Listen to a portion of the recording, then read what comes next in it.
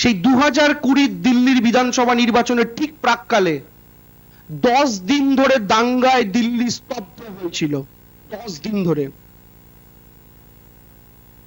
আমি যদি জিজ্ঞেস করি দিল্লির আইন শৃঙ্খলার দায়িত্ব কার, সেখানকার রাজ্য সরকারের, কেজরিওয়ালের ছিল না।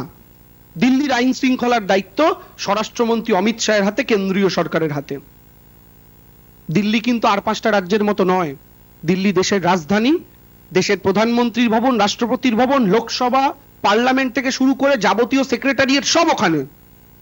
সেই দিল্লি 2020 সালে 10 দিন টানা জ্বলল।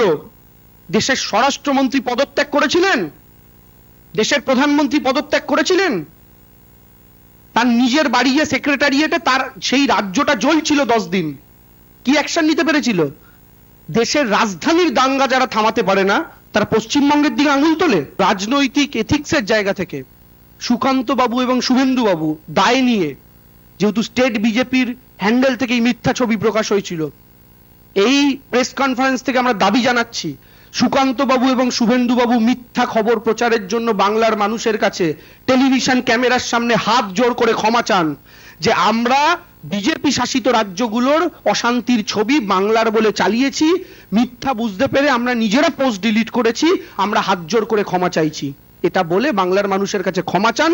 আর যদি ক্ষমা না চাইতে পারেন তাহলে বাংলার মানুষ বুঝবে আপনাদের মেরুদণ্ড বলে কিছু নেই।